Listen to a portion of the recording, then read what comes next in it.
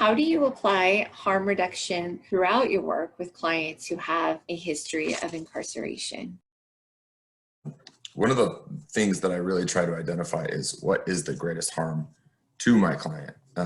So working with clients that have gone through experienced homelessness, and substance use, those are usually the three factors that we find intersecting in at least in ODR in my caseload. It's trying to figure out which is really the scariest to them first. Like definitely have clients who, we've presented every part of the program, and being reincarcerated is possibly not a motivation for them, right? Risking housing, they might not be there where they're ready to say, well, I'd rather be housed than quit using substances. And so I think it's like what's been said before, we have to meet them where we're at and really work to try to figure out what their goals are. Just as Christine said, after identifying that, then trying to figure out with all the parties at hand, like what can we do to advocate on their behalf? So if I have a client at an interim housing site and they're threatening to discharge them because of substance use and behaviors, we would be trying to push back on that as much as we could. We would be asking, what are the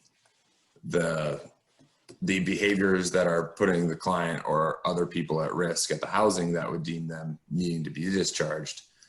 Once we try to advocate as much as we can to get those parties more on board with us, which I think is a lot of what we do. I think that harm reduction is coming more from the bottom up rather than the top down, right? Harm reduction is not like completely accepted by the judicial system, these interim sites, the incarceral system for sure. It doesn't seem to be, people are still being charged and put in jail for drug offenses widely.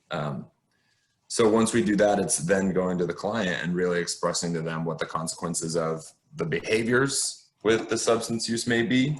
And I try to even there stay away from the substance use, but talking about how could we reduce those behaviors if they're going to be using. Is there any way we could come to some place where they're using less or minimizing whatever behaviors are threatening to the interim site or themselves? So again, like theirs reducing harm for themselves or to themselves based on the homelessness or the housing. I think for my own assumptions, being reincarcerated would be extremely harmful to our clients. But again, sometimes the client may not see that as a threat. And as we are giving court reports and going through the system, they may have difficulty still going to treatment if that's what's mandated by the judge. And again, first step is always advocating with the court that we're still engaging. We're still trying to figure this out and minimizing whatever behaviors the client may be doing. Another thing that I think is important, strangely, is budgeting. So if they're using, what are their means of accessing the drugs? What is their income right now? And having real and open conversations about that with them. Desperation leads to other criminal offenses that are reoffendable, and increased recidivism. So I think it's important to have those conversations about, okay, if we're using substances, how are we making sure that's within a realistic budget that we have so that we're not creating situations where we need to borrow money from dangerous people, possibly steal or whatever other behaviors. So yeah, I know that's a large spectrum, but I think they're all considerations. There is a lot of different intersecting harm to try to take them account. And I love what Charles said, like listening to the client. If someone's not going to hear that they need to, the mandated treatment, if they're not there yet, how can we interact with the client to make sure they're still safe, keep them in the best position as possible? And how can we advocate with the other parties to make sure that they're still working with us, understanding that we might have a little bit different approach to them, but we're still working towards the same goal.